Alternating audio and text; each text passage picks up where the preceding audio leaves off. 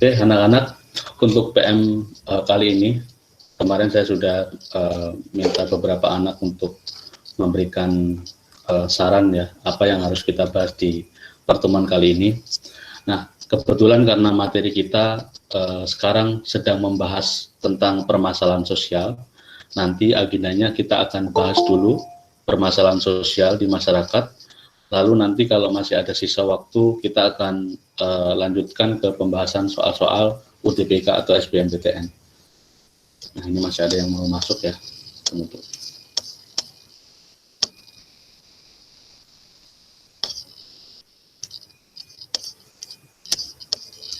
Nah, semoga sudah segini, sudah cukup, karena nanti kalau kita presentasikan layar, ada yang masih mau masuk, itu akan sangat mengganggu.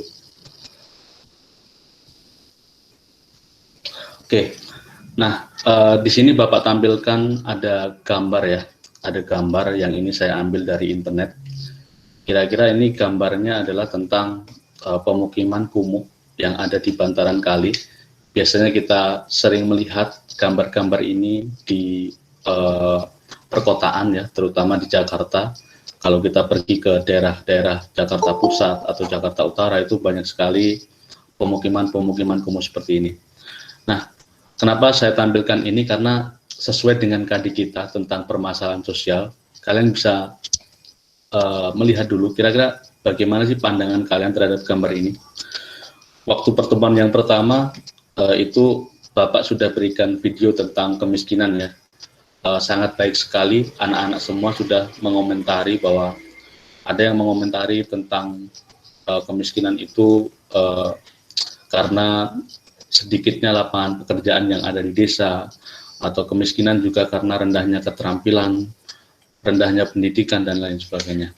Nah, yang saya mau sampaikan, karena kita belajar sosiologi, sebagai orang yang mempelajari sosiologi, tentunya kita semua, baik guru ataupun siswa, kita wajib peka terhadap beragam permasalahan yang ada di masyarakat. Nah, karena memang KD ini kita tujuannya adalah penerapan ya. Jadi kalau KD keterampilannya, yang permasalahan sosial itu adalah kita turut berkontribusi dalam memberikan sumbangsih atau saran terkait dengan pemecahan masalah sosial. Nah, masalah-masalah ini terus terjadi setiap tahun, dan memang ini sangat mengkhawatirkan, bertahan lama, apalagi dalam situasi COVID sekarang ini, yang awalnya dia tidak miskin, tapi karena kehilangan pekerjaan, lalu perekonomiannya memburuk, maka banyak sekali terjadi peningkatan kemiskinan.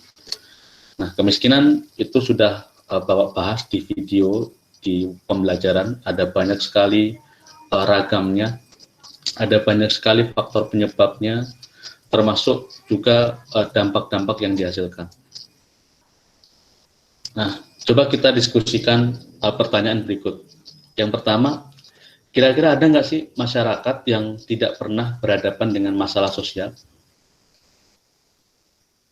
Ada nggak nih kira-kira? Baik itu di perkotaan, di pedesaan, di negara maju berkembang, kira-kira ada nggak masyarakat yang sama sekali di daerahnya itu tidak ada masalah sosial? Nggak mungkin Pak, pasti ada masalahnya Pak. Nggak ada Pak, nggak ada. Pasti ada Pak, nggak mungkin nggak ada. Ada masalah. Ya, pasti ada ya. Walaupun karakteristik masalah sosial itu sendiri sangat beragam gitu.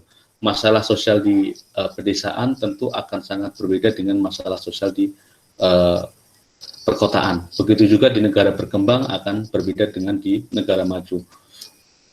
Nah, terus pertanyaan yang kedua, apakah ada masyarakat di mana kelompok-kelompok sosial di dalamnya memiliki akses serta kesempatan yang sama untuk menjangkau fasilitas ekonomi, pendidikan, kesehatan, dan pelayanan sosial secara adil dan merata?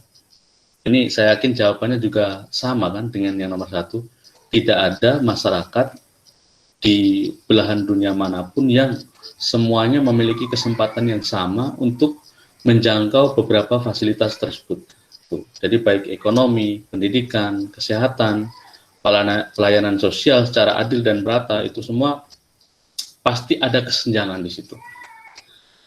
Lalu yang ketiga, adakah masyarakat di mana seluruh individu di dalamnya dapat melaksanakan peran atau fungsi sesuai nilai dan norma tanpa bercela? Saya kira ini juga tidak ada.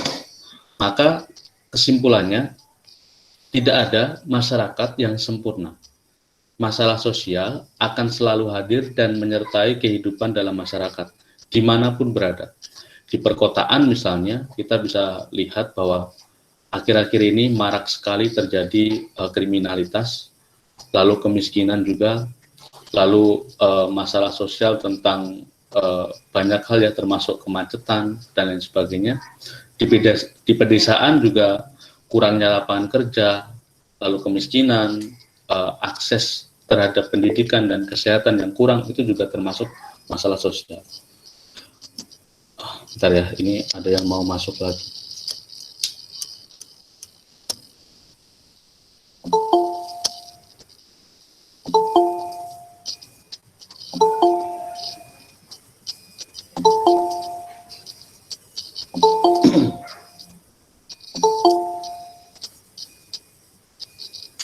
Oke, sudah kayaknya ini sudah habis ya.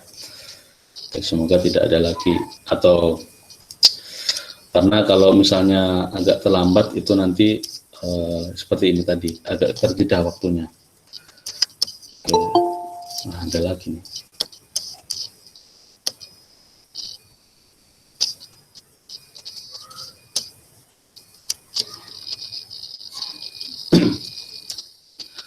Nah, ini tadi sudah, jadi kesimpulannya tidak ada masyarakat yang sempurna. Masalah sosial akan selalu hadir dan menyertai kehidupan dalam masyarakat. Nah, kita bicara tentang masalah sosial, tapi kita belum mendefinisikan. Saya ambil pengertian masalah sosial menurut Suryono Sukanto, di mana beliau menjelaskan bahwa yang dimaksud dengan masalah sosial itu adalah suatu kondisi yang tidak diinginkan oleh sebagian besar warga masyarakat karena tidak sesuai dengan nilai dan norma, harapan atau standar sosial yang ada. Jadi ada kesenjangan antara harapan dengan kenyataan. Misalnya, semua orang pasti inginnya hidup layak. Semua orang pasti inginnya hidup dengan nyaman. Tapi faktanya banyak sekali kemiskinan, masyarakat yang tidak bisa mengakses pendidikan, masyarakat yang tidak bisa mengakses kesehatan. Berarti itu menandakan ada masalah sosial karena tidak sesuai dengan harapan atau standar sosial yang ada, termasuk tidak sesuai dengan nilai ataupun norma. Misalnya, karena kita semua orang yang beragama, kita punya agama, kita punya adab, kita punya aturan atau norma. Ketika di masyarakat itu ada orang-orang yang dalam tanda kutip immoral atau tidak memiliki norma, seperti contoh misalnya LGBT atau pelecehan seksual, pelacuran, itu pasti dianggap sebagai masalah karena tidak sesuai dengan nilai atau norma yang ada di masyarakat. Nah, kemarin juga sempat saya berikan satu pertanyaan ya. Akhir-akhir ini banyak sekali terjadi perceraian yang saya kutip dari salah satu media online di Bandung, bahkan sehari itu bisa sampai 115 orang yang bercerai. Nah, saya katakan, apakah itu termasuk masalah sosial? Nah, ada yang menjawab ini termasuk masalah sosial karena tidak sesuai dengan nilai dan norma. Ada juga yang menganggap ini bukan masalah sosial, ini masalah pribadi, seperti itu. Nah, sebenarnya bisa kita lihat dari berbagai macam sudut pandang. Perceraian itu bisa disebut sebagai masalah sosial jika memang presentasenya sangat tinggi.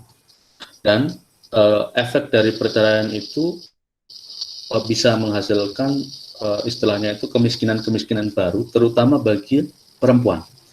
Jadi saya selalu mengatakan bahwa ketika terjadi perceraian itu selalu yang dirugikan adalah rata-rata perempuan.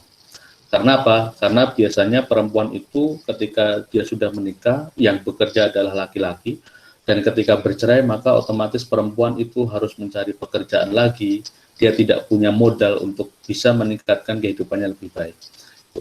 Sehingga suatu hal atau semua hal yang dia tidak sesuai dengan nilai dan norma, atau dia bertentangan dengan harapan atau standar sosial di masyarakat, itu bisa menjadi suatu masalah sosial. Nah, situasi atau kondisi disebut sebagai masalah sosial jika yang pertama adalah masalah itu bertahan untuk suatu periode tertentu, ya. Jadi tidak singkat berlakunya, tapi dia bertahan dalam periode waktu tertentu dan itu sulit untuk diselesaikan. Sebagai contoh apa? Penyakit di masyarakat, misalnya kriminalitas, pencurian, itu kan dari dulu sampai sekarang itu pasti ada dimanapun berada. Artinya dia bertahan untuk suatu periode tertentu. Kemiskinan, kesenjangan sosial, itu selalu ada di setiap masyarakat dan sangat sulit sekali untuk mengatasi karena faktor penyebabnya sangat kompleks. Nah, itu berarti disebut sebagai masalah sosial jika memang masalah itu bertahan untuk suatu periode waktu tertentu. Nah, yang kedua, dapat disebut sebagai masalah jika dia menyebabkan kerugian fisik maupun non-fisik, baik bagi individu atau masyarakat. Ya, jadi kerugiannya tidak hanya fisik, tetapi juga non-fisik. Non-fisik itu berarti misalnya rasa cemas, ataupun non-fisik itu berkaitan dengan depresi, atau tidak bahagia, ketakutan, itu non-fisik. Contohnya apa? Peperangan.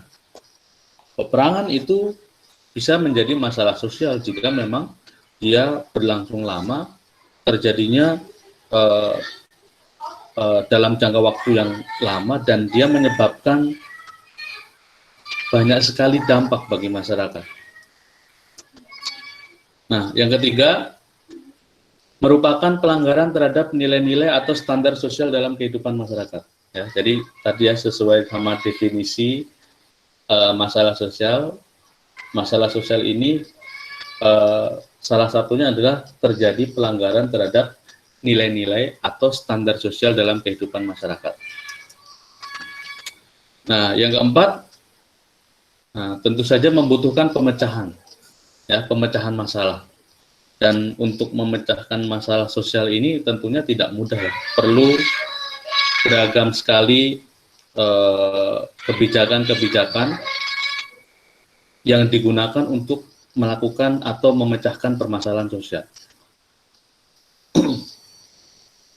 Nah, sebagai contoh nih, kira-kira kalau di sini saya tampilkan bencana banjir bandang, itu termasuk masalah sosial atau bukan? Silahkan yang mau menjawab. Iya, Pak. Sebutkan namanya sambil saya mengadmit yang baru masuk. Erin Eriana. Ya, Salah Erin. satu Ya, silahkan alasannya. masuk itu Pak, termasuk apa ya, ekologi itu loh Pak. Jadi ini kayak emang udah nasibnya gitu, kena banjir. Karena sudah nasibnya kena banjir, sehingga ini disebut masalah sosial.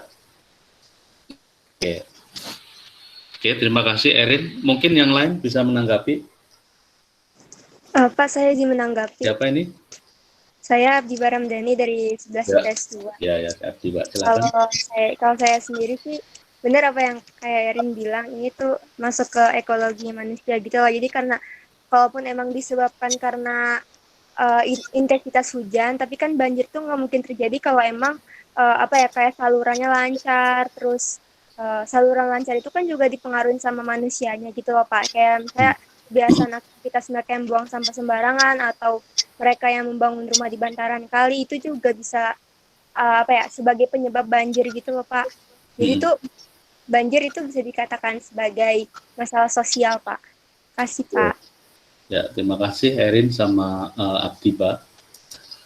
Nah, saya mau sampaikan bahwa banjir, tanah longsor, gunung meletus, atau badai dan lain sebagainya itu sebenarnya kan termasuk gejala alam ya. Termasuk sekarang ini yang sedang mewabah di seluruh dunia, virus corona atau COVID-19, ini kan sebenarnya adalah gejala alam. yang kita sendiri tidak tahu asalnya dari mana.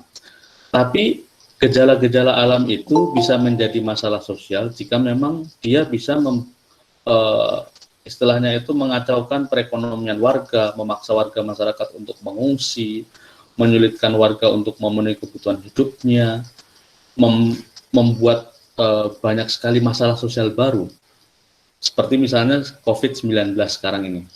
Kan tidak hanya masalah ekonomi ya, yang dampaknya sangat terasa oleh COVID ini. Masalah pendidikan, masalah lainnya juga sangat merasakan dampaknya. Sehingga banjir memang merupakan gejala alam, tapi dampak yang dihasilkan itu bisa menghasilkan masalah sosial. Karena tadi sudah benar, kalau dikaitkan dengan perilaku manusia, pasti banjir ini kan faktor penyebabnya banyak ya. Ada penggundulan hutan misalnya di hulu, di daerah pegunungan misalnya, atau kalau misalnya di daerah hilir, masyarakatnya tidak tertib membuang sampah, atau memang saluran atau sanitasinya buruk, dan lain sebagainya. Jadi ini memang sangat berkaitan dengan kehidupan masyarakat. Nah, sekarang kita bicara klasifikasi masalah sosial. Nah, ini pernah Bapak bagikan ya di classroom-nya. Kita buka dulu.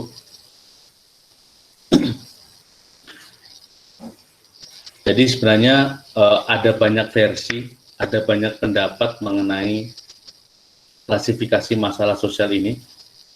Sambil menunggu ini, saya akan admit dulu, ada teman kalian yang masuk.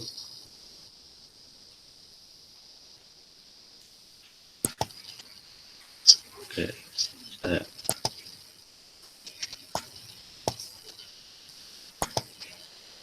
Nah, ini ya, jadi klasifikasi masalah sosial ini belum saya bahas itu, hanya saya berikan dokumennya saja. Dilihat dari dikotominya, pembagiannya, itu ada masalah patologis dan masalah sosial non-patologis. Masalah sosial patologis itu intinya penyakit di dalam masyarakat. Nah, yang namanya penyakit ini pasti susah untuk disembuhkan. Nah, susah untuk dihilangkan, pasti ada dimanapun berada.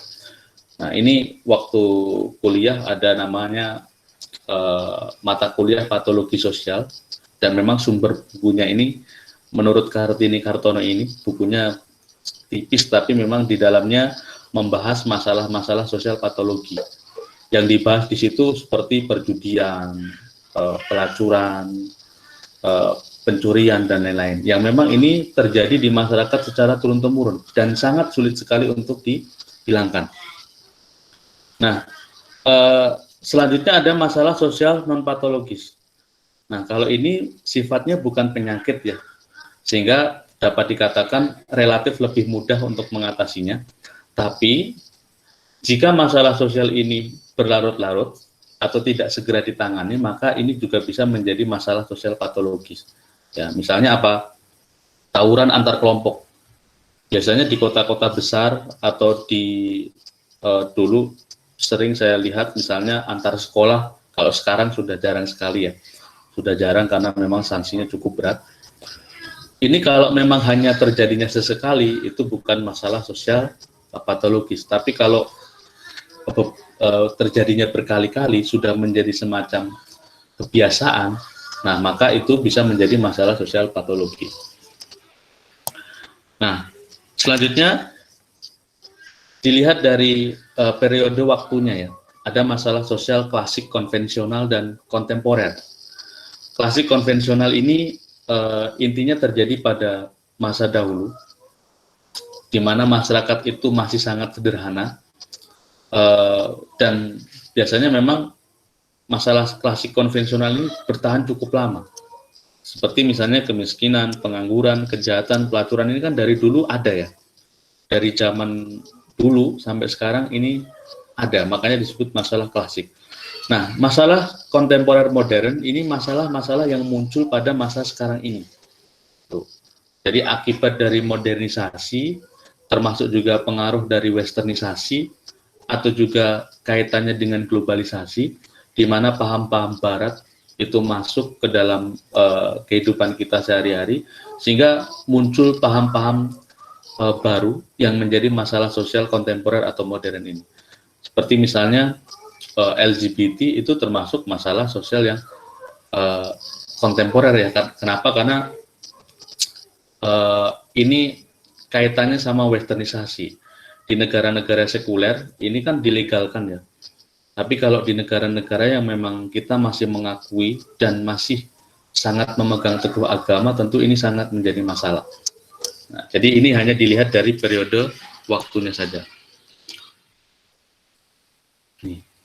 Nah, ini contohnya tadi ya, yang masalah sosial kontemporer, modern, berkaitan dengan nafsa atau narkoba ya, psikotropika, HIV/AIDS, perdagangan manusia, termasuk anak dan wanita, anak jalanan, buruh migran, KDRT, terorisme, dan lain sebagainya.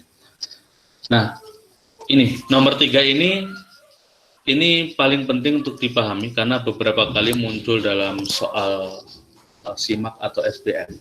Jadi ada klasifikasi, ini menurut Suryono Sukanto juga ya, masalah sosial manifest dan masalah sosial laten. Kalau kita baca pengertiannya, masalah sosial manifest itu merupakan produk dari ketimpangan-ketimpangan sosial yang terjadi di masyarakat.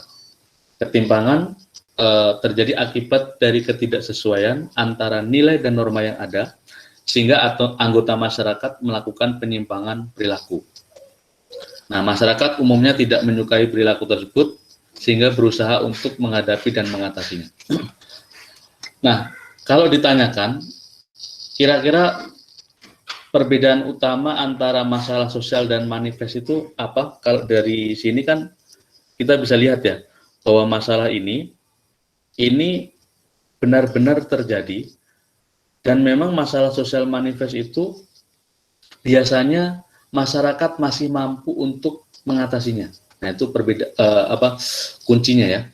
Jadi masalah sosial manifest, masyarakat menyadari terjadinya masalah dan dia tidak menyukai adanya masalah itu, tetapi masyarakat masih merasa mampu bisa mengatasi masalah tersebut karena biasanya sumber penyebabnya jelas.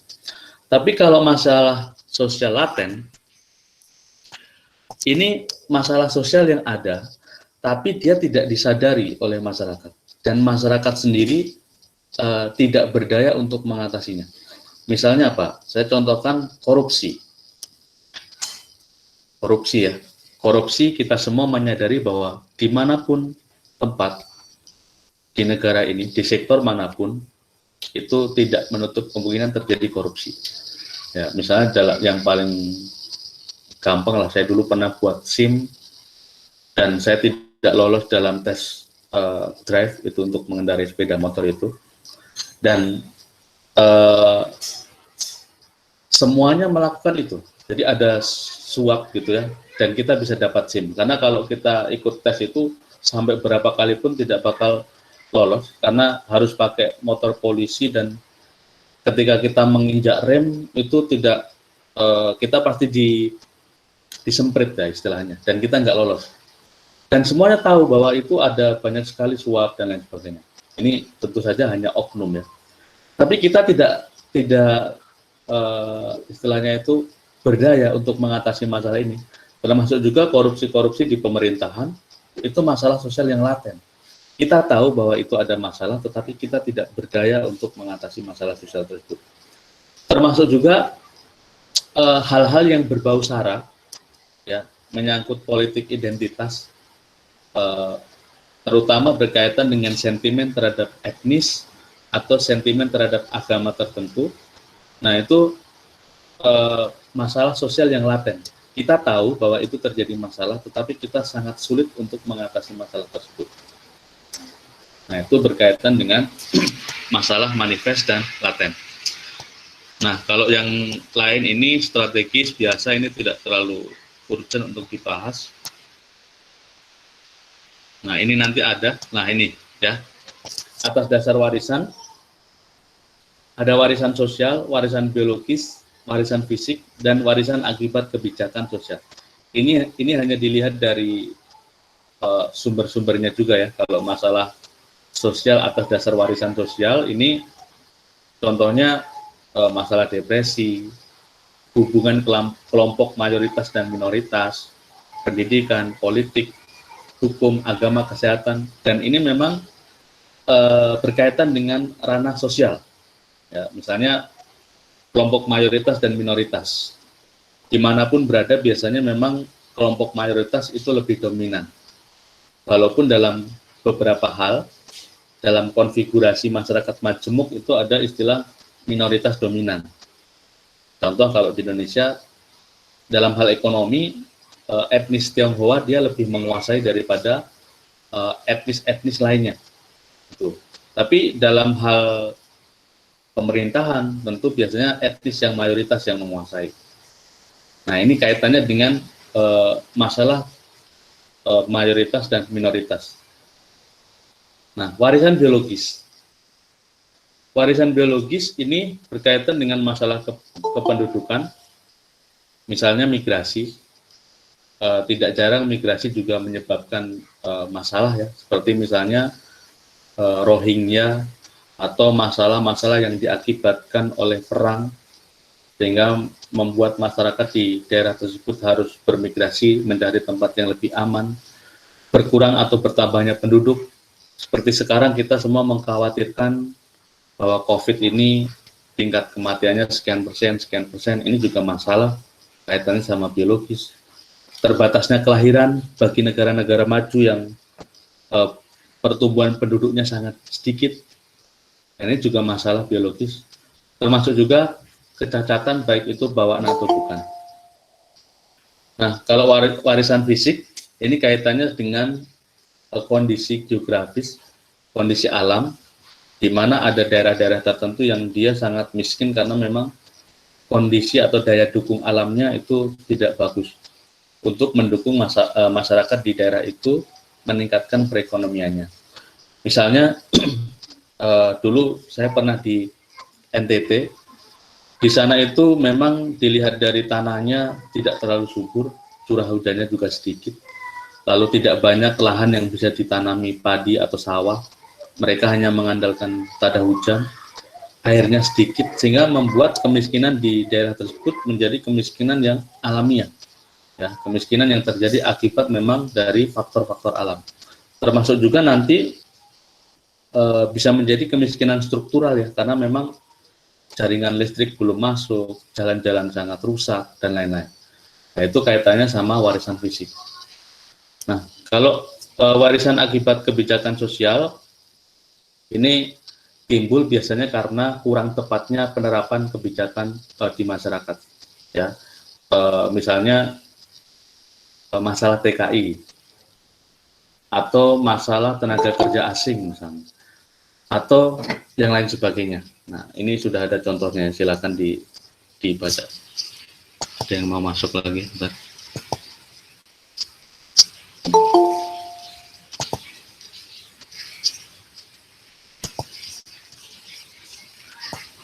Nah, terakhir, ini juga menurut Suryono Sukanto, menurut beliau, masalah sosial itu diklasifikasikan menjadi 4 jenis ya.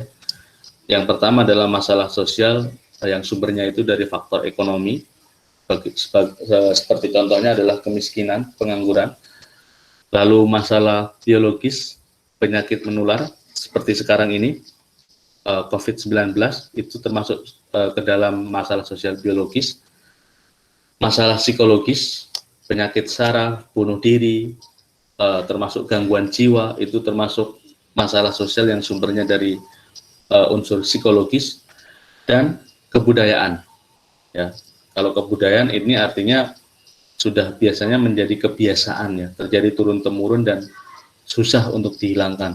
Misalnya perceraian, kejahatan, kenakalan anak, konflik rasial, dan keagamaan ini selalu terjadi di masyarakat-masyarakat yang memang biasanya heterogen. Nah, ini materi tentang klasifikasi masalah sosial. Sampai di sini mungkin ada yang ingin bertanya? Tidak, Pak. Oke. Kalau tidak, kita lanjutkan. Nah, ini selanjutnya adalah penyebab masalah sosial. Ini yang sudah saya sampaikan tadi, disebabkan karena faktor ekonomi, biologi, psikologi, dan kebudayaan. Tadi sudah ada contohnya. Lalu ada tokoh lain, Etzioni. Dia menjelaskan bahwa sebenarnya penyebab utama masalah sosial adalah pemenuhan kebutuhan hidup. Ya, jadi kalau manusia itu sudah terganggu masalah perutnya, ya, kalau udah lapar istilahnya, dia akan melakukan segala cara untuk memenuhinya. Makanya banyak sekali kriminalitas yang terjadi yang disebabkan karena faktor ekonomi atau kepentingan-kepentingan lain yang memang sumbernya adalah terkait dengan pemenuhan kebutuhan hidup. Nah, ini juga tadi sudah Bapak sampaikan, warisan fisik, warisan sosial, kebijakan pemerintah. Nah, sekarang kita bicara prinsip-prinsipnya. Prinsip masalah sosial yang pertama adalah kompleksitas. Artinya, masalah sosial itu disebabkan oleh berbagai faktor ya. Jadi kita tidak bisa melihat faktor penyebab dari suatu masalah sosial itu dari satu sisi saja. Pasti itu berkaitan dengan masalah-masalah sosial yang lain. Misalnya nih, kita bicara tentang kemiskinan. Kemiskinan itu pasti faktor penyebabnya sangat beragam. Dimulai dari tingkat pendidikan yang rendah, lalu rendahnya skill atau tingkat keterampilan sehingga dia tidak bisa bersaing, atau kemiskinan disebabkan juga karena kondisi alam. Kemiskinan juga disebabkan karena memang manusianya sendiri tidak ingin meningkatkan kualitas hidupnya, atau karena kebijakan-kebijakan pemerintah yang tidak menguntungkan kelompok-kelompok ini. Banyak sekali faktor penyebabnya, sehingga kita bisa simpulkan bahwa masalah sosial itu sifatnya kompleksitas. Jadi disebabkan oleh berbagai faktor dan saling berkaitan antara satu dengan yang lain. Nah, yang kedua, komprehensif. Dalam mengkaji masalah sosial harus dilihat dari berbagai sudut pandang atau perspektif. Ya, jadi tidak hanya melihat dari satu sudut pandang saja, tetapi juga harus melihat dari berbagai macam sudut pandang. Baik itu ekonomi, budaya, hukum, psikologis, dan keamanan. Yang ketiga, interdisipliner. Ya, jadi kajian masalah sosial itu tidak hanya kajian dalam ilmu sosiologi saja, tetapi diperlukan berbagai disiplin ilmu untuk mengatasi masalah ini. Biasanya untuk mengatasi masalah sosial diperlukan suatu riset, ya, atau istilahnya itu analisis, sehingga kebijakan-kebijakan yang dibuat oleh pemerintah itu dapat memecahkan masalah sosial yang ada. Misalnya seperti sekarang, akibat adanya pandemi di Indonesia, banyak masyarakat, terutama kalangan menengah ke bawah, yang daya belinya menurun. Makanya pemerintah membuat kebijakan, misalnya stimulus ekonomi, memberikan bantuan kepada mereka yang termasuk golongan menengah ke bawah. Tujuannya adalah untuk membuat mereka tetap bertahan dalam kondisi seperti ini. Nah, tentu untuk membuat kebijakan-kebijakan seperti itu banyak sekali membutuhkan kajian ya, sehingga kebijakan yang dikeluarkan itu tidak membawa dampak yang lebih buruk, tetapi justru akan membuat solusi bagi masyarakat. Dan yang terakhir, berkesinambungan, artinya masalah sosial ini akan terus ada seiring dengan kehidupan masyarakat. Ini yang sudah kita bahas di awal tadi. Ya, jadi ini sama seperti perubahan, konflik, masalah sosial. Ini pasti akan selalu ada dalam setiap masyarakat.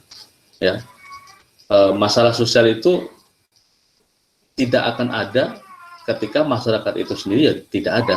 Ya, artinya ini suatu keniscayaan ya, yang pasti terjadi dan ada dalam kehidupan masyarakat. Nah, materi kita tentang masalah sosial itu cukup. Jadi ini hanya pengantar ya, karena kalau masuk ke dalam materi inti sudah saya kasih di Google Classroom semua tadi. Memang untuk materi masalah sosial ini sifatnya itu analisis ya. Sifatnya analisis, lebih ke studi kasus. Jadi kalau ada kasus-kasus tertentu, bagaimana cara memecahkannya, lalu faktor penyebabnya apa, dampaknya apa, siapa-siapa saja yang berperan untuk menanganinya. Nah itu KD masalah sosial. Berbeda dengan KD-KD di kelas 10 yang banyak hafalan seperti itu. Nah, oleh karena itu, kalau tidak ada pertanyaan, kita akan lanjutkan ke pembahasan soal, atau istilahnya itu kita latihan soal. Ada pertanyaan dulu sebelum kita lanjutkan?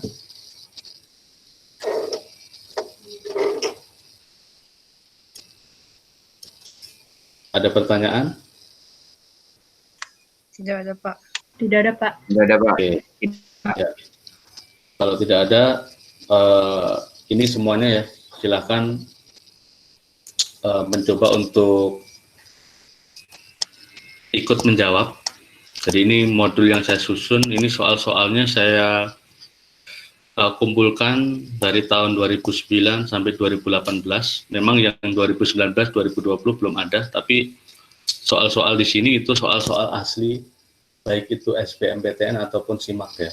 SIMAK. Nah, masalah sosial ini ketika ujian nasional tidak banyak ditanyakan, dan ketika SBM juga tidak banyak ditanyakan. Ya, kadang ada soalnya, kadang juga tidak. Nah, perlu diketahui kalau untuk UTBK yang sekarang ya, yang tahun ini itu tidak ada tes potensi akademik.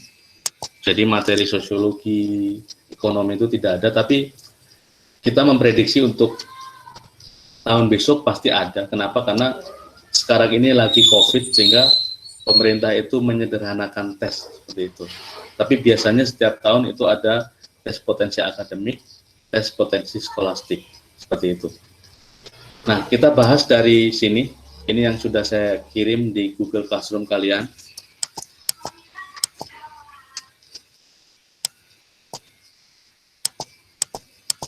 Nah, kita mulai dari nomor 1. Kelihatan tulisannya atau terlalu kecil? Kelihatan, Ya, Pak. Kelihatan, Pak. Kelihatan, Pak. Kelihatan, Pak. Ya. Oke, nomor 1 ini kalau kalian masih ingat di kelas 10 ya. Kelas 10 itu ada materi tentang interaksi sosial, di mana materi itu salah satunya terdapat interaksi sosial yang asosiatif. Nah, interaksi sosial asosiatif itu salah satu bentuknya adalah akomodasi. Nah, coba kalau kasusnya seperti ini, jawabannya yang mana kira-kira? Nih, saya confirm dulu ya, ada yang mau masuk. Bentar.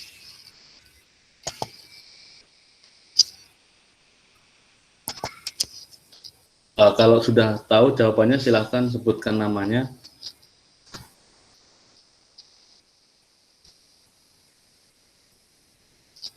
Konflik yang terjadi di lingkungan Keraton Surakarta tidak bisa dibiarkan berlarut-larut. Harus ada upaya mempertemukan kedua pihak yang bertikai untuk duduk bersama dan menyelesaikan persoalannya. Upaya akomodasi di atas disebut, di kelas 10 sudah pernah dipelajari ini? Pernah, Pak. Ya. Coba yang masih ingat nih.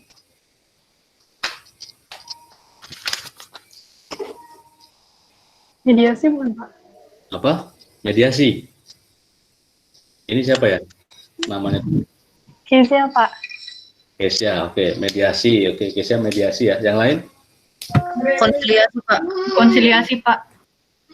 Konsiliasi. Oke, kita coba untuk bedakan konsep-konsepnya ya. Mediasi itu adalah suatu bentuk akomodasi atau suatu penyelesaian konflik di mana ada pihak ketiga sebagai penengah, ya, sebagai penengah, tetapi pihak ketiga itu tidak berwenang untuk membuat keputusan. Tuh. Keputusan terkait dengan konflik itu diserahkan kembali kepada pihak-pihak yang berkonflik. Itu namanya mediasi.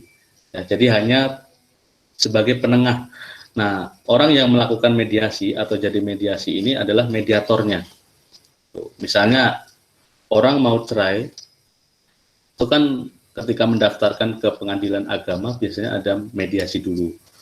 Tuh, jadi diajak dulu berpikir kenapa harus cerai, kenapa harus ini. Tapi kalau misalnya tetap kekeh ingin melanjutkan perceraian ya silakan gitu. Karena mediator tidak punya wewenang untuk membuat keputusan. Nah, konsiliasi itu adalah suatu bentuk akomodasi di mana ada upaya untuk mempertemukan pihak-pihak yang berselisih. Sehingga diharapkan nanti ketika mereka bertemu atau pihak-pihak yang berselisih ini bertemu, itu ada suatu kesepakatan yang terjalin, sehingga konfliknya tidak terjadi berlarut-larut. Misalnya nih, perpolitikan di Indonesia antara Pak Jokowi dan Pak Prabowo itu kan berlangsung sengit ya dalam beberapa tahun terakhir ini. Tapi mereka selalu mengadakan konsiliasi, pertemuan. Sekarang Pak Prabowo menjadi menterinya Pak Jokowi. Akibatnya apa? Gesekan antar pendukungnya tidak terlalu seperti dulu misalnya. Nah, jadi pertemuan antara pihak-pihak yang berselisih ini sangat efektif untuk mendamaikan situasi atau menenangkan situasi. Itu namanya konsiliasi. Nah, dilihat dari soal ini, jelas nih yang paling tepat adalah konsiliasi. Kenapa? Karena di sini ada upaya mempertemukan kedua pihak yang bertikai untuk duduk bersama menyelesaikan persoalannya. Tuh, kalau mediasi, dia ada istilah pihak ketiganya. Ya, jadi kalau konsiliasi itu tidak perlu pihak ketiga, atau bisa juga menggunakan pihak ketiga. Tapi kalau mediasi pasti ada pihak ketiganya. Nah, yang C ada arbitrasi. Arbitrasi itu hampir sama dengan mediasi. Bedanya adalah dalam arbitrasi, pihak ketiga ini punya kedudukan lebih tinggi dan dia berhak untuk membuat keputusan yang harus ditaati oleh kedua pihak yang bertikai.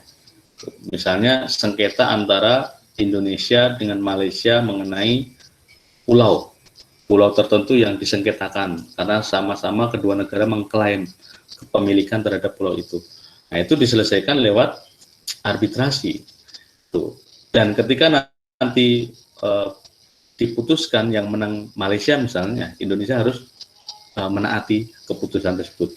Ya, jadi hampir sama dengan mediasi, cuma pihak ketiganya membuat keputusan. Kalau kompromi itu kedua belah pihak saling mengurangi tuntutannya. Ya, jadi kedua belah pihak ini berupaya untuk saling mengurangi tuntutannya sehingga terjalin suatu perdamaian di antara keduanya. Itu namanya kompromi. Nah, terakhir kalau adjudikasi itu penyelesaian konflik melalui jalur-jalur hukum, terutama adalah pengadilan. Ini ya, jadi beberapa upaya akomodasi ini yang paling tepat dikaitkan dengan soal adalah konsiliasi. Sampai di sini ada pertanyaan? Jelas, Pak. Ya, jadi silakan nanti kalau misalnya Jelas, Pak, jelas. belum paham bisa langsung di-cut ya, bisa langsung di-cut, nanti silakan langsung bertanya, jangan menunggu saya selesai untuk menjelaskan. Oke, selanjutnya nomor 2. Menurut Ralph Dahrendorf, konflik yang dialami individu akibat mempunyai peran ganda dan dalam waktu yang bersamaan harus menyalahkan semua perannya dinamakan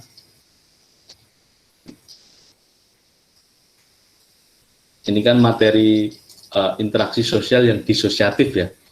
Ada konflik, ada kontravensi. Saya masih ingat waktu itu Bulis yang ngajar, saya masuk di kelasnya mengamati Bulis.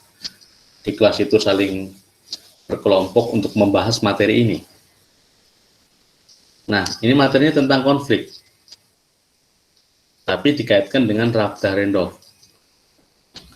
Nah, ini ada beberapa jenis konflik ya, tapi kalau misalnya dikaitkan dengan soal, jadi konflik yang dialami individu akibat mempunyai peran ganda dan di saat bersamaan dia harus menyalahkan perannya.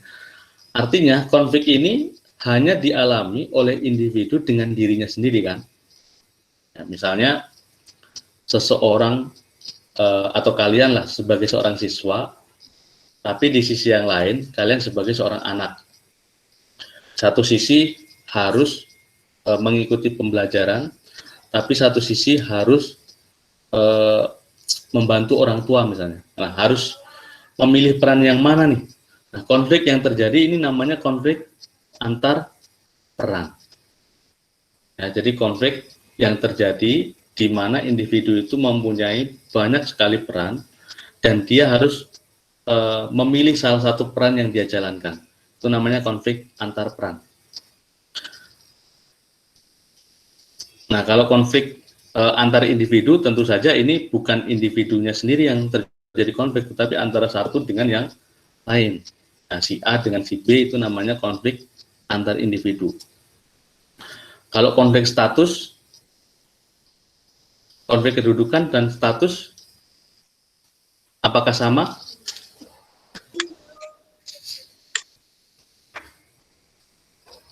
Nah, ini belum mendalami materi ini ya. Jadi ada konflik status, ada konflik kedudukan. Misalnya gini, ketika saya menjadi suatu karyawan di perusahaan, tapi saya berprestasi, memiliki keterampilan yang lebih, dan saya diangkat menjadi misalnya manajer, tetapi anak buah saya itu adalah orang-orang yang lebih senior dari saya misalnya. Nah, itu artinya terjadi konflik status. Kenapa? Karena saya merasa lebih junior dalam artian umurnya lebih muda, tetapi harus memimpin orang-orang yang lebih senior, lebih tua. Tuh. Berarti ada konflik status dilihat dari kedudukan yang terjadi. Jadi hampir sama ya konflik status dan kedudukan. Tapi kalau dalam sosiologi itu biasanya yang dipakai adalah konflik status, bukan konflik kedudukan. Kalau konflik batin ini tidak ada atau tidak dibahas dalam istilah-istilah sosiologi. Nah, yang ketiga, ini gampang ini ya. Kelompok pengusaha dalam stratifikasi sosial yang mendasarkan pada kriteria ekonomi ditempatkan pada kelas Atas. Atas Pak, atas. Alasannya apa? Karena mereka memegang modal, Pak. Oke, memegang modal ya. Atau kalau kata Karl Marx, ini kan kaum borjuis ya. Kalau kita bicara teorinya Karl Marx, sejarah perjuangan kelas, ada kaum borjuis, ada kaum proletar. Kaum borjuis itu orang-orang yang memiliki alat produksi, memiliki modal, dan kaum proletar itu orang-orang yang tidak memiliki modal atau alat produksi. Nah, kelompok pengusaha ini termasuk kaum borjuis. Kalau dilihat dari kriteria ekonomi, tentu saja dia lapisan atas, karena kriteria ekonomi ukurannya adalah kepemilikan harta, kepemilikan uang, ya, atau kekayaan. Tapi kalau dilihat dari kriteria politik, nah belum tentu.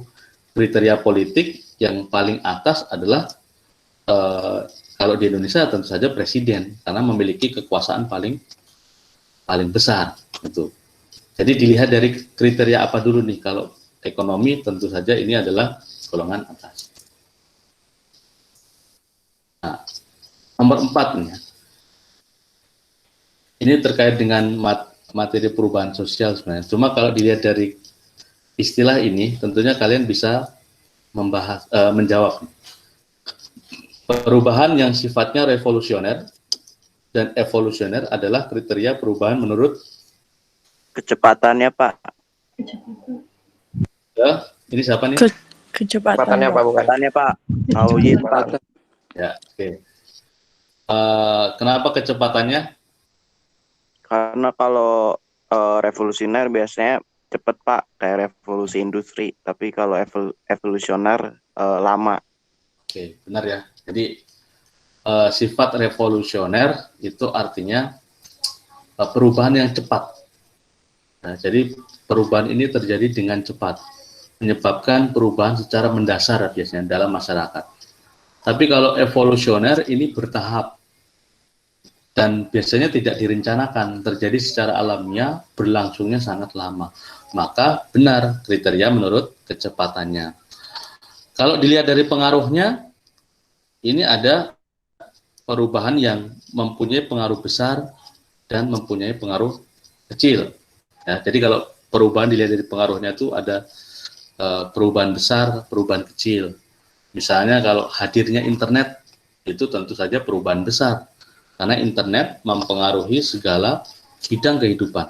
Tapi kalau perubahan kecil misalnya perubahan dalam hal mode pakaian ya yang setiap tahun pasti berubah, itu perubahan tetapi tidak menimbulkan dampak yang besar di masyarakat. Nah, itu dilihat dari pengaruhnya.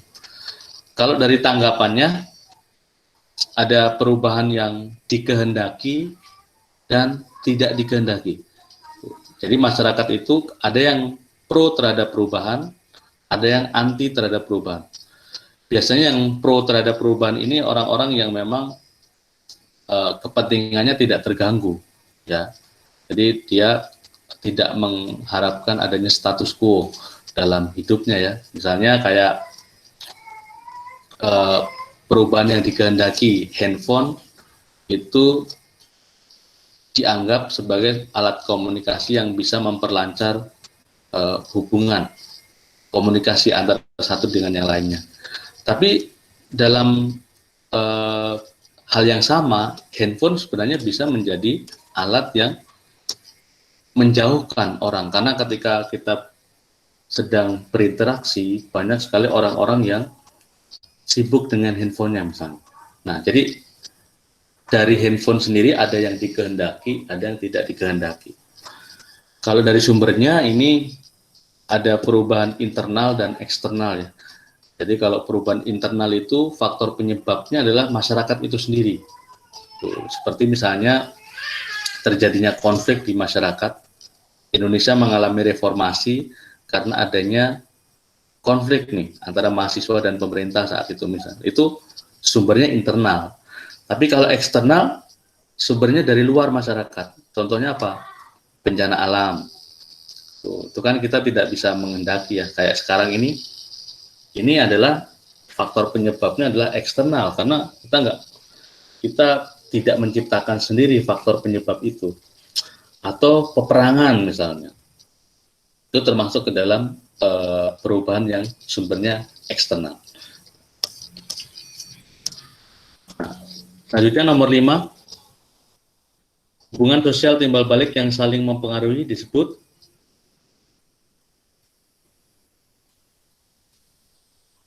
ada kausal, ada simultan, Resiprokal, Pak.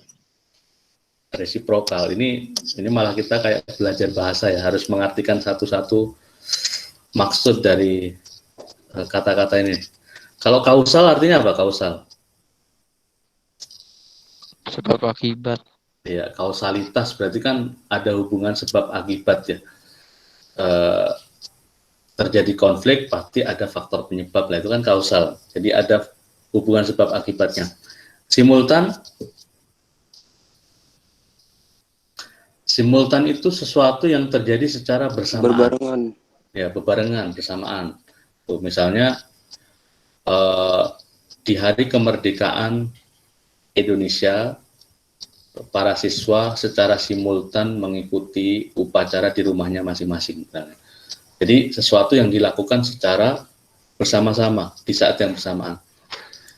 Nah, resiprokal, nah benar jawabannya resiprokal. Kenapa? Karena resiprokal itu kan artinya saling membalas.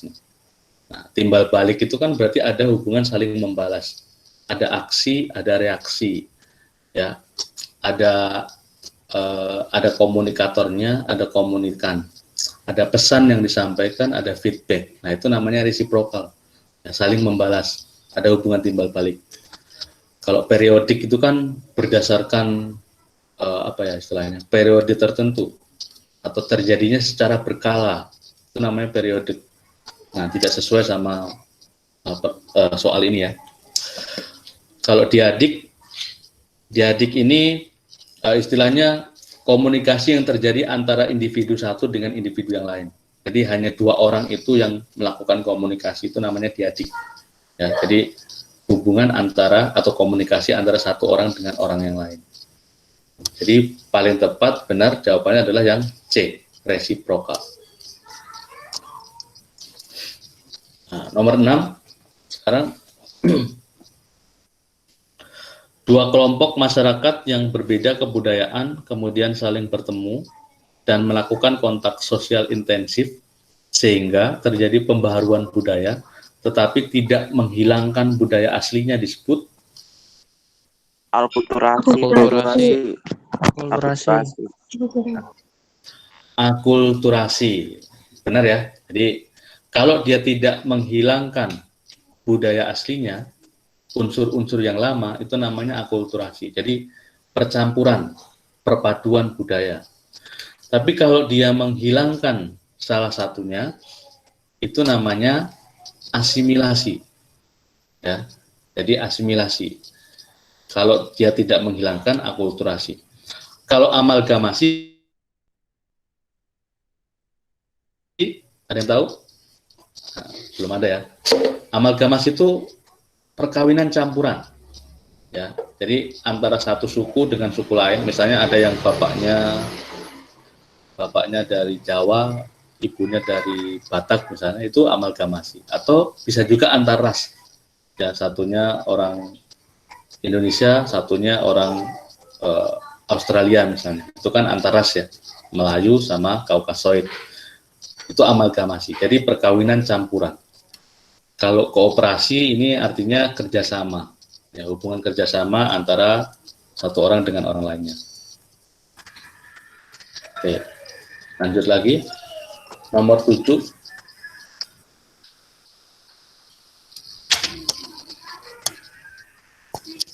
Persekongkolan untuk memperkaya diri dalam bentuk korupsi, kolusi, dan nepotisme merupakan bentuk penyimpangan. Nah, ini materi penyimpangan sosial, juga pernah dipelajari di kelas 10.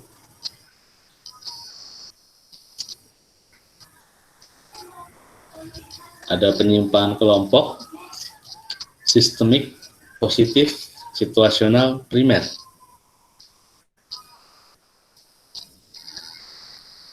Pernah belajar kan tentang penyimpangan sosial? Pernah Pak, Pernah ya, penyimpangan ya. Penyimpangan itu kan artinya sesuatu tindakan yang dilakukan oleh seseorang, di mana tindakan itu melanggar aturan atau melanggar nilai dan norma, itu kan? Itu penyimpangan sosial.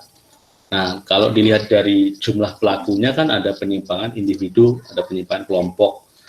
Kalau penyimpangan kelompok kan dilakukan bersama-sama, tidak hanya satu orang. Kalau dilihat dari sifatnya, ada penyimpangan yang primer, ada penyimpangan yang sekunder. Nah, ini saya coba mengingatkan kembali ya. Penyimpangan primer itu kalau dia masih bisa ditoleransi. Jadi penyimpangan yang dilakukan orang itu biasanya masih diterima, masih dapat diterima. Dan biasanya orang yang melakukan penyimpangan primer itu tidak melakukan berulang kali. Contohnya ada anak yang membolos karena menunggui ibunya di rumah sakit misalnya. Contoh ya, itu penyimpangan primer. Kenapa? Karena tidak dilakukan berulang kali dan masih bisa ditoleransi. Tapi kalau penyimpangan sekunder, itu sudah masuk ke dalam penyimpangan yang biasanya melanggar hukum. Atau penyimpangan primer yang dilakukan berulang kali. Jadi kalau membolosnya itu sudah berulang kali sampai sudah menjadi karakter, nah itu masuk ke dalam penyimpangan sekunder. Nah, nomor 7 ini sebenarnya untuk menjawabnya tinggal kita lihat di kata yang utama ini ya, yang pertama ini, persekongkolan. Yang namanya persekongkolan pasti tidak dilakukan oleh satu orang. Maka jawaban yang tepat adalah penyimpangan Kelompok, Pak. kelompok. Ya, karena persekongkolan. Nah, ini berarti ini kayak kasusnya Joko Chandra ya misalnya. Pasti kalian tahu semua ya. Itu kenapa red notice-nya dihapus sama Polri karena memang disuap misalnya. Terus dia buron selama puluhan tahun ya karena ada kerjasama dengan pihak dalam polisi sehingga kasusnya tidak diselidiki lebih lanjut. Nah, baru ketika presiden ngomong harus ditangkap. Nah, ini antara satu dengan yang lain namanya persekongkolan, sehingga disebut penyimpangan kelompok. Nah, selanjutnya nomor 8, fenomena seorang remaja yang tidak bisa menolak pengaruh teman kelompoknya. Dalam sosiologi disebut materi kelompok sosial kemarin ya ini ya.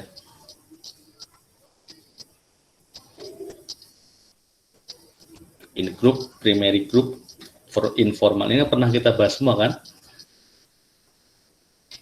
Ada in group, ada out group, ada primary group, ada secondary group, ada informal group, ada formal group. Nah, yang nggak ada kita bahas yang ini nih, yang D sama E. Peer group sama friendship group kan nggak ada yang kita bahas nih.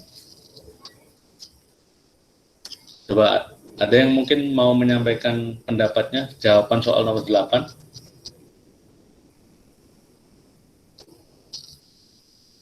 Ayo, nggak usah malu-malu, salah tidak apa-apa ya, karena kita kan lagi belajar bersama. Primary group, Pak.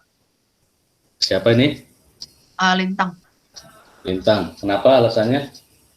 Karena kan di situ ada bilang tidak bisa menolak pengaruh dan salah satu sifat primary group itu saling mempengaruhi, Pak.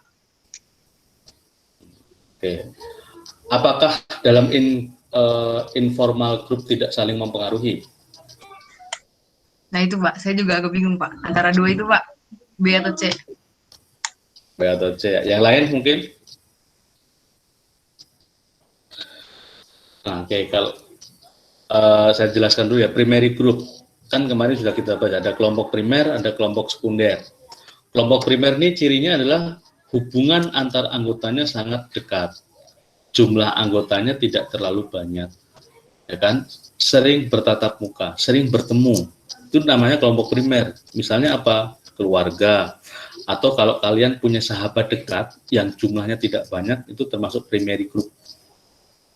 Biasanya kalau main sama teman itu, terus itu namanya primary group. Ya. Kalau informal group ini kelompok yang tidak formal, dia tidak memiliki struktur, dia juga tidak memiliki aturan secara jelas, itu informal group. Tapi penekanan di soal ini bukan di hubungan yang dekat atau jumlah anggotanya sedikit atau juga tidak terstruktur atau ini, tetapi lebih kepada ketika seorang remaja itu tidak bisa menolak pengaruh teman kelompoknya. Misalnya temannya melakukan apa, lalu dia juga ikut-ikutan.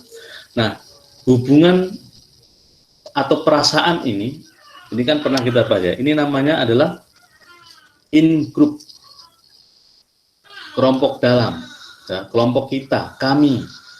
Biasanya dalam in group itu ada hubungan batin yang kuat, ada perasaan in group yang terjalin antar anggotanya, ada simpati, sehingga ketika satu teman, misalnya kayak kasus tawuran lah misalnya, tawuran antar supporter, kadangkala faktor penyebabnya adalah faktor individu, sehingga ketika kelompoknya merasa diganggu, itu jiwanya juga ikut terpanggil untuk menyuarakan atau untuk membantu.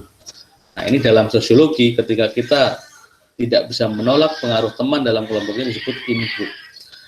Nah, pasti kalian bertanya, kalau peer group apa, Pak? Peer group itu teman sebaya. Ya, jadi teman sebaya. Tapi ini tidak menjelaskan ini secara langsung. Yang paling tepat jawabannya adalah yang A, in group. Ini memang agak susah, ini soal SBMPTN yang jadul ya. Kalau yang SBMPTN jadul itu soalnya singkat-singkat. Tapi kalau yang sekarang ini soalnya panjang, nanti saya kasih tahu bedanya untuk pertemuan selanjutnya ya. Dan soal SIMAK UI juga panjang-panjang dan bentuknya cerita. Tuh, kalau soal SIMAK itu agak lebih susah daripada soal SBM ya itu. Pak, Ya. mau tanya Pak, ini soal tahun berapa Pak? Apa? Ini soal tahun berapa?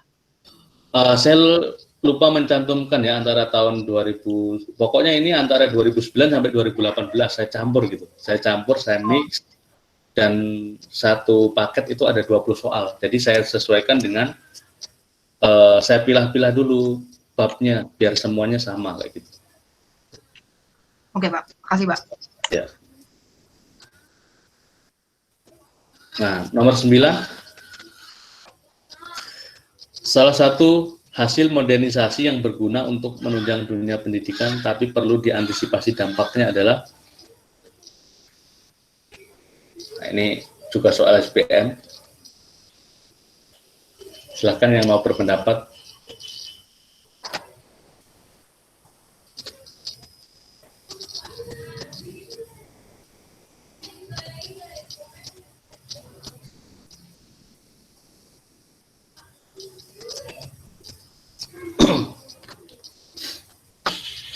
Ada yang mau berpendapat untuk nomor 9?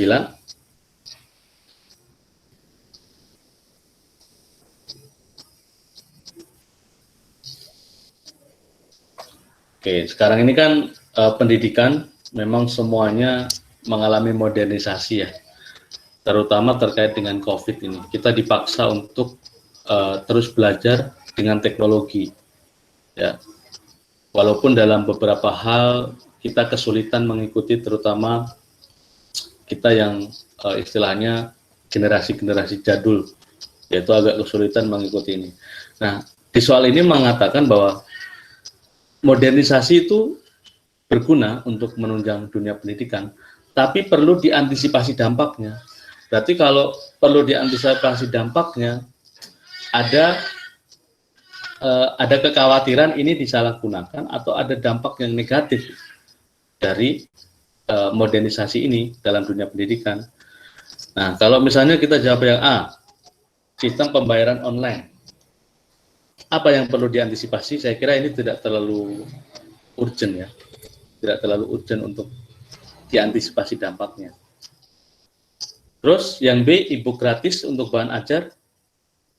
Nah, ini juga positif ya. Justru di handphone kita bisa menyimpan banyak sekali e-book gratis untuk bahan ajar.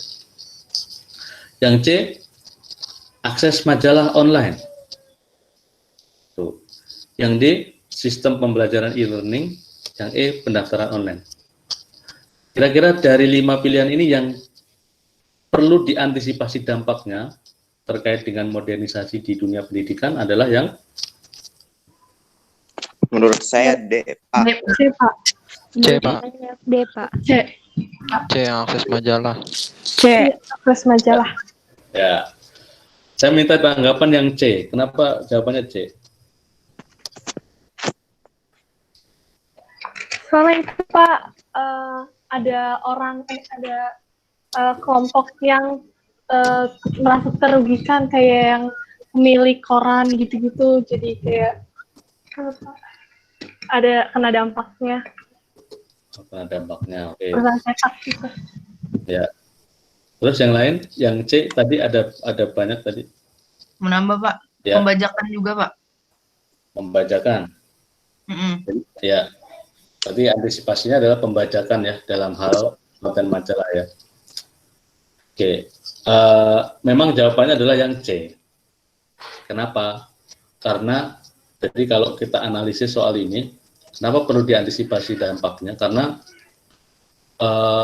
ketika semuanya diberikan kebebasan untuk mengakses majalah ini dalam hal online, itu kan tidak semua orang tua punya kontrol ya terhadap anaknya. Dan bahkan internet itu sangat bebas. Tuh, jika ini tidak diantisipasi dampaknya, maka ditakutkan banyak yang mengakses hal-hal yang negatif. Tuh. Tapi kalau sistem pembelajaran e-learning kayak di kampus universitas terbuka misalnya, itu kan jelas dia istilahnya dia sudah jelas di situ pembelajarannya kayak sistem LMS yang kita gunakan. Tapi kalau dia modelnya akses majalah online, nah maka ini sangat berpotensi jika tidak ada pengawasan yang ketat dari orang tua, anak bisa mengakses dengan mudah dan bisa mengakses hal-hal yang tidak diinginkan. Nah itu untuk jawaban soal nomor 9. Walaupun memang sebenarnya kalau kita mau kaji lagi semuanya pasti perlu diantisipasi dampaknya ya. Cuma yang paling perlu untuk diantisipasi dampaknya adalah yang C. Itu soal nomor 9. Nah, sekarang nomor 10.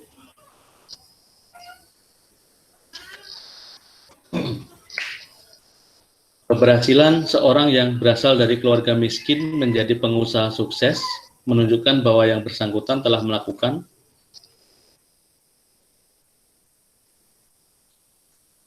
ini kelas 10 awal-awal banget ya.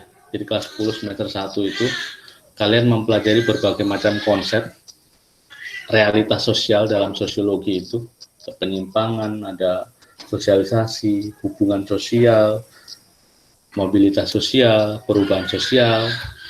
Nah, kalau kaitannya sama orang yang awalnya miskin atau dari keluarga miskin menjadi pengusaha sukses, berarti yang berubah apa nih? Perubahan sosial, Pak. Sosial, Pak. Perubahan sosial. Iya. Sosial, Pak. Tapi jawabannya bukan itu. Mobilitas sosial, Pak. Nah, ini tepat. Siapa ini? Ensya, Pak. Ensya. Alasannya apa, Ensya? Karena kan mobilitas sosial itu kan perpindahan kedudukan gitu ya, Pak. Jadi kan dulunya miskin terus jadi pengusaha sukses, berarti kayak perubahan kedudukan dia gitu. Oke, benar sekali. Jadi jawabannya adalah yang E. Kalau perubahan sosial itu konteksnya dia luas ya.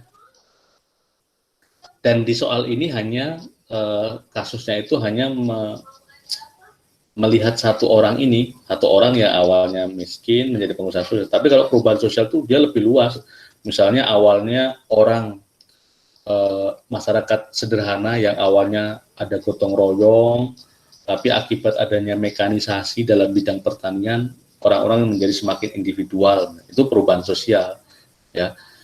Sekarang ini akibat dari adanya internet, handphone, semuanya berubah. Itu perubahan sosial. Tapi kalau hanya menjelaskan orang yang berubah statusnya, benar tadi kata Ensya adalah mobilitas sosial. Karena mobilitas sosial itu perpindahan status dari status satu ke status yang lain. Baik itu secara vertikal naik atau vertikal turun.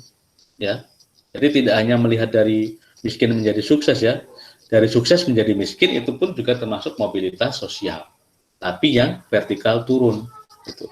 Kalau sejajar itu mobilitas sosial horizontal. Misalnya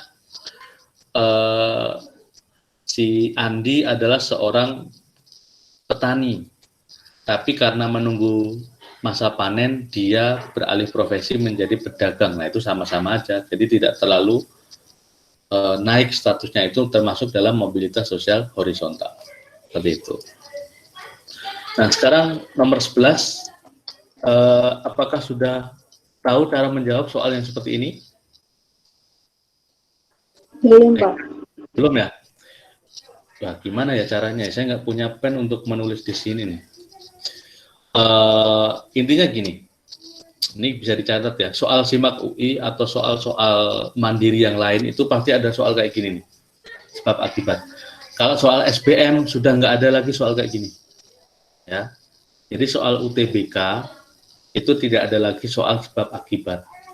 Kenapa? Karena di dalam UTBK itu kan modelnya online. Dulu ketika masih paper based test, istilahnya masih pakai kertas, itu masih ada soal kayak gini. Cuma kalau waktu UTBK itu beralih menjadi online, semuanya soalnya pilihan ganda. Tapi kalau di SIMAK UI masih ada kayak gini. Tuh. Karena kalau di UTBK itu pembobotan benarnya adalah semakin susah soalnya, maka bobotnya semakin tinggi. Semakin mudah soalnya, maka pembobotannya semakin rendah.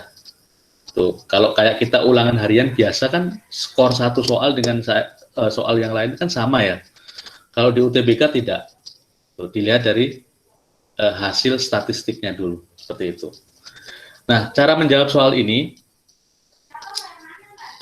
intinya gini, ini adalah pernyataan, ini adalah alasan, ya. Jadi pernyataan, sebab, alasan, ya, dan sampai keliru ya. Yang di atas adalah pernyataan, sebab, alasan. Cara menjawabnya, kalau jawabannya A, itu kalau pernyataannya benar, alasannya benar, keduanya berhubungan sebab akibat. Jadi tentukan dulu deh, ini benar atau salah dulu, baru nanti kita bisa bahas, ya. Karena kalau saya ngomong aja tapi nggak ada gimana, nanti coba deh lain kali pakai pen gitu ya. Jadi kalau A itu benar-benar berhubungan sebab akibat, itu jawabannya A. Kalau B, ini benar, tapi keduanya tidak berhubungan sebab akibat, ini B jawabannya. Kalau C, ini benar, ini salah, ini C. Kalau D, ini salah, ini benar. Kalau E, semuanya salah. Nah, sekarang tentukan dulu, ini benar atau salah kedua pernyataan ini, baru kita tentukan jawabannya. Tapi ini kaitannya sama teori, belum pada tahu ya ini ya kayaknya ya. Atau mungkin ada yang sudah tahu ini? Yang pertama pernyataannya benar atau salah, kira-kira saja nih. Teori Charles Horton Cooley tentang looking glass self merupakan refleksi penilaian orang lain terhadap diri individu. Saya terangkan gini ya, looking glass self itu adalah teori cermin diri. Teori cermin diri. Jadi intinya, kita itu akan menampilkan karakter seperti orang lain melihat karakter kepada kita. Contoh gini, kalau ada anak yang dia itu dianggap lucu oleh teman-temannya, maka anak itu ketika bergabung sama teman-temannya itu akan berusaha menjadi anak yang lucu. Nah, itu kan berarti teori cermin diri ya. Oh, saya di mata orang lain adalah orang yang lucu, maka saya akan mencoba untuk menampilkan diri saya yang lucu. Atau, oh, saya di mata guru adalah anak yang rajin, di mata teman-teman adalah anak yang rajin, maka saya akan selalu menampilkan pribadi yang rajin.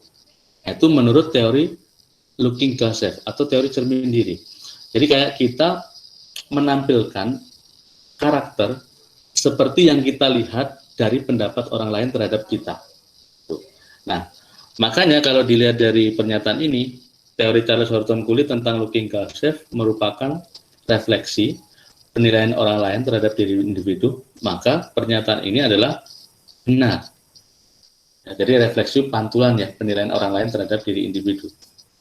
Nanti ini akan saya kasih materinya, ada di modul saya sudah buat modulnya ini.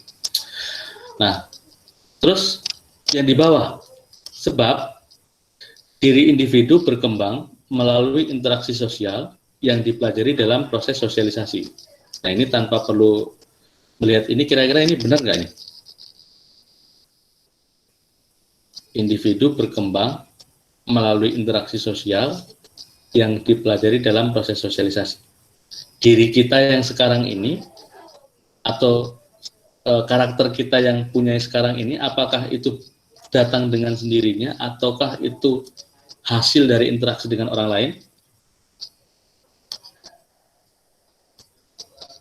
Ada yang bisa menjawab? Hasil interaksi, Pak. Nah, hasil interaksi ya, berarti ini juga benar. Ya, kita jadi pribadi yang rajin, yang istilahnya itu yang tanggung jawab itu karena kita diajarkan oleh orang tua kita, diajarkan oleh guru kita, belajar dari teman dan lain sebagainya. Ya, jadi kalau dilihat dari sini, pernyataan ini benar. Ini juga benar. Nah, keduanya memiliki hubungan sebab akibat. Kenapa? Karena teori Charles Horton Cooley ini menjelaskan ini. Ya, jadi ini kayak penjelasan dari teorinya Charles Horton Cooley. Jadi jawaban untuk nomor 11 ini adalah yang A. Tuh, karena pernyataan benar, alasan benar, dan keduanya berhubungan sebab akibat. Ini ya, ini untuk contoh menjawab soalnya saja. Nanti lain kali akan coba saya jelaskan dengan petunjuk. Dan kemarin sebenarnya sudah saya kasih linknya untuk menjawab ya, tapi saya tarik lagi. Lain kali saja nanti untuk kedepannya saya akan berikan petunjuk bagaimana cara menjawab soal-soal seperti ini. Nah, satu lagi, masih ada 3 menit. Ini soal yang modelnya itu, nah seperti ini, 1, 2, 3, 4. Contohnya ini. Ada yang sudah tahu cara menjawabnya gimana?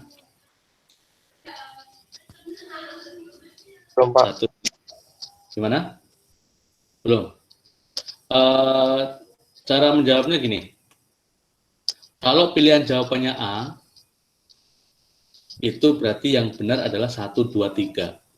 Ini jawabannya A. Jadi kalau pertanyaan ini, ya jawabannya 1, 2, 3, berarti kalian pilihnya A. Tapi kalau pertanyaan ini jawabannya hanya 1, 3, berarti jawabannya B.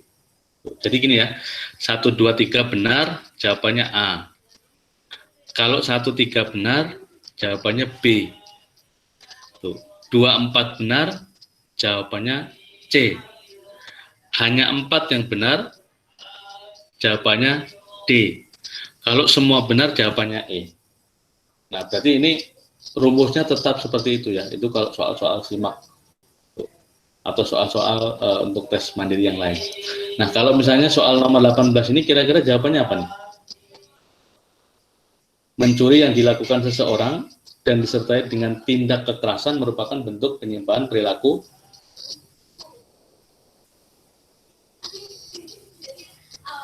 tadi. Mencuri termasuk primer atau sekunder?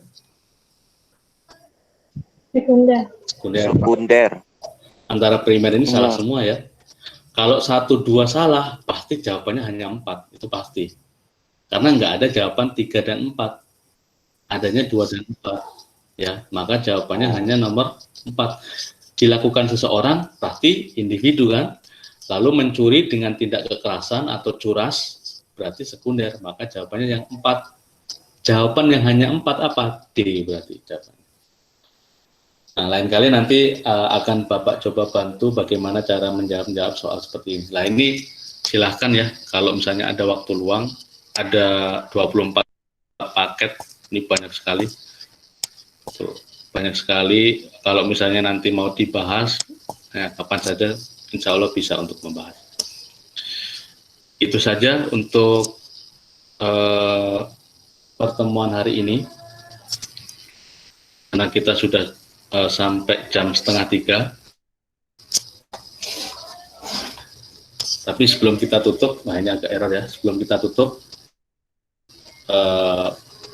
mari kita berdoa menurut agama dan kepercayaan masing-masing. Dipersilakan.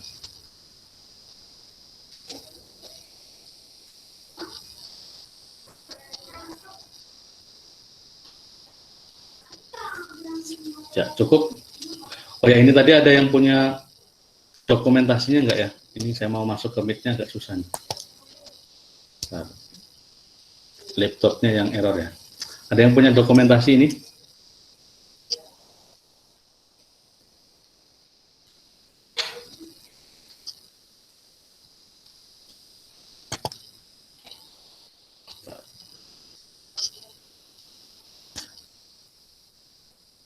Oke, kalau tidak ada,